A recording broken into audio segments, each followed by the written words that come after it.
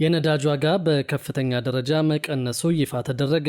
ይህ ቅናሽ በቀጣዮቹ ቀናትና ሳምንታት የሚኖረውን የችርቻሮ መሸጫ ዋጋን እንደሚቀንሰው ታውቋል። በሌላ በኩል ደግሞ ከዓለም አቀፍ ክፍያ ጋር በተያያዘ ፔፓል አስደሳች መረጃ ይፋ አድርጓል። በተለይም እንደ ኢትዮጵያ ያሉና ዓለም አቀፍ ክፍያዎችን ለመፈጸም አስቸጋሪ በሆነባቸው ሀገራት ለሚገኙ ዜጎች ምርጥ አማራጭ ማቅረቡን አስታውቋል። ሰላም ቤተሰቦቻችን፣ መረጃዎቹን የት ሀገርና የት ከተማ ሆናችሁ እየተከታተላችሁ እንደምትገኙ በሐሳብ መስጫው ላይ ጻፉልን። አሁን ዝርዝር መረጃዎቹን አንድ በአንድ ወደ እናንተ እናደርሳለን። እስከ መጨረሻው አብራችሁን ቆዩ።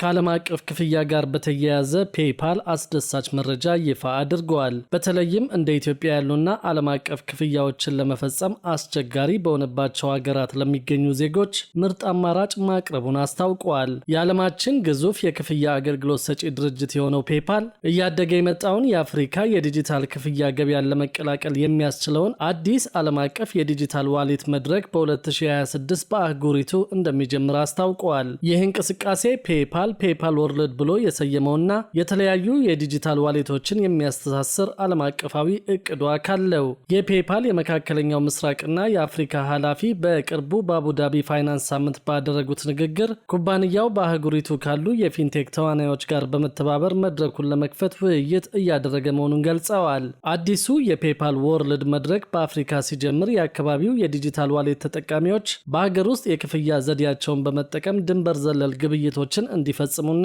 ዓለም አቀፍ ግዢዎችን እንዲያደርጉ ያስችላል። ተጠቃሚዎች የውጭ ምንዛሪ አካውንት ሳይከፍቱ ወይም ዓለም አቀፍ ካርድ ሳይዙ የፔፓል ቁልፍን ተጠቅመው ከሀገር ውስጥ ዲጂታል ዋሌታቸው ጋር በመገናኘት ክፍያዎችን መፈጸም ይችላሉ ተብሏል። ኃላፊው እንዳሉት የዚህ መድረክ ዋነኛ ዓላማ በአፍሪካ ያሉ ነጋዴዎች ምንም አይነት ውስብስብ ቴክኖሎጂና ተጨማሪ ወጪ ሳይወጡ ከተለያዩ የአካባቢው የዲጂታል ዋሌት ተጠቃሚዎች በቀላሉ ክፍያዎችን እንዲቀበሉ ማስቻል ነው። ፔፓል ቀደም ሲል በኬንያ ከሚገኘው ኤምፔሳና ከሌሎች የአፍሪካ የክፍያ አገልግሎት ሰጪዎች ጋር በመተባበር አገልግሎት እየሰጠ ቢሆንም አዲሱ ዓለም አቀፍ መድረክ በአህጉሪቱ ሰፊና የተቀናጀ የክፍያ ስርዓት ለመዘርጋት ያለመ መሆኑ ታውቋል። በአፍሪካ እየተመዘገበ ባለው ፈጣን የዲጂታል ምጣኔ ሀብትና የሞባይል ገንዘብ ተጠቃሚዎች ቁጥር መጨመር ምክንያት ፔፓል በዚህ ግዙፍ ገበያ ውስጥ ትልቅ እድገት እንደሚጠብቅ ተገልጿል። በሌላ በኩል ደግሞ የነዳጅ ዋጋ በከፍተኛ ደረጃ መቀነሱ ታውቋል። ይህ ቅናሽ በቀጣዮቹ ቀናትና ሳምንታት የሚኖረውን የችርቻሮ መሸጫ ዋጋን እንደሚቀንሰው ታውቋል። ሊጠናቀቅ ጥቂት ቀናት በቀሩት በፈረንጆች 2025 የነዳጅ ዋጋ በዓለም አቀፍ ገበያ መረጋጋት ያሳየበት መሆኑ ተነግሯል። በዓለም አቀፍ ደረጃ የነዳጅ ዋጋ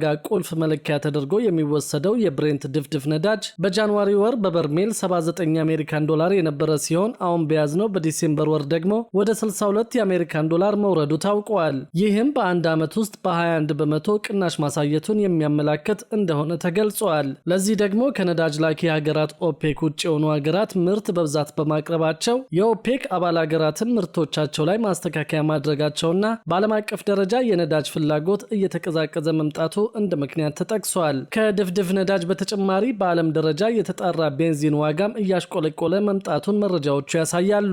በኢትዮጵያ ግን የነዳጅ ዋጋ ከዚህ ከዓለም አቀፍ ሁኔታ ተቃራኒ መልክ እየያዘ መምጣቱ እየታየ ይገኛል። ባለፉት ወራት በተከታታይ የነዳጅ ዋጋ ላይ ጭማሪ የታየ ሲሆን ከባለፈው ዓመት ጥር እስከ ግንቦት ወር ባለው ጊዜ በቤንዚን ላይ የ34 በመቶ በናፍጣ ላይ ደግሞ የ29 በመቶ ጭማሪ መደረጉ ታውቋል። መንግስት በነዳጅ ላይ የሚያደርገውን ድጎማ ማንሳቱንና የብር የመግዛት አቅም ማሽቆልቆል ምክንያት መሆናቸውን የኢኮኖሚ ባለሙያዎች ገልጸዋል። በኢትዮጵያ የነዳጅ ዋጋን በተመለከተ ግብይቱ በዓለም ገበያ መሰረት እንዲሆን መወሰኑን ተከትሎ በአሁኑ ወቅት በዓለም ገበያ መሰረት እየተካሄደ እንደሚገኝ የነዳጅና ኤነርጂ ሚኒስቴር አስታውቀዋል። የባለስልጣን መስሪያ ቤቱ የህዝብ ግንኙነትና ኮሚኒኬሽን ስራ አስፈጻሚ ወይዘሮ በቀለች ኩማ በሰጡት አስተያየት በአሁኑ ወቅት የነዳጅ ዋጋ በዓለም ገበያ መሰረት እየተካሄደ እንደሚገኝ ተናግረዋል። በዓለም አቀፍ ገበያ ዋጋው እየቀነሰ በኢትዮጵያ እየጨመረ ያለበት ምክንያት በኢትዮጵያ ያለው የነዳጅ ዋጋ የዓለም ዋጋን ተከትሎ መሄድ አለበት ሲባል ኢትዮጵያ ነዳጅ የምታስገባበትን መንገድ በሙሉ ታሳቢ ባደረገ መልኩ እንደሚሆን ጠቁመዋል። ይህም ማለት የወደብና የትራንስፖርት ዋጋን ጨምሮ የሚያካትት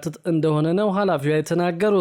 ከቀናት በፊት የቤንዚን የችርቻሮ ዋጋ በ8 በመቶ ገደማ መጨመሩን መንግስት ይፋ ማድረጉ የሚታወስ ነው። በአዲሱ የዋጋ ጭማሪ መሰረት በቤንዚን ላይ የ7 ብር ገደማ ጭማሪ የተደረገ ሲሆን ኬሮሲን ደግሞ ዋጋው በ8 ብር ገደማ ጨምረዋል። የንግድና ቀጠናዊ ትስስር ሚኒስቴር ይፋ ያደረገው የዋጋ ማሻሻያ 2018 ዓ.ም ከገባ ከአውሮፕላን ነዳጅ ውጭ ባሉ የነዳጅ አይነቶች ላይ የተደረገ የመጀመሪያው ጭማሪ ነው። ሚኒስቴር ሚኒስቴር መስሪያ ቤቱ መስከረም ላይ የአውሮፕላን ነዳጅ ችርቻሮ መሸጫ ዋጋ በአዲስ አበባ ከተማ 210 ብር ከ10 ሳንቲም እንዲሆን ሲወስን የሌሎች የነዳጅ አይነቶች ዋጋ ደግሞ ባሉበት እንዲቀጥሉ ወስኖ እንደነበር ይታወሳል። መንግስት በቤንዚን ኬሮሲንና ነጭ ናፍጣ ላይ ለመጨረሻ ጊዜ ጭማሪ ያደረገው ባለፈው ዓመት ግንቦት መጨረሻ ላይ ነበር። በወቅቱ በተደረገው ማሻሻያ መሰረት ቤንዚን ላለፉት 5 ወራት ገደማ በ122 ብር ከ53 ሳንቲም ሲሸጥ ቆይቷል። የኬሮሲንና ነጭ ናፍጣ መሸጫ ደግሞ 120 ብር ከ94 ሳንቲም ዋጋ እንዲሆንም ተደርጎ ነበር። አዲስ ይፋ በተደረገው ማሻሻያ ደግሞ የሶስቱም የነዳጅ ምርቶች ዋጋ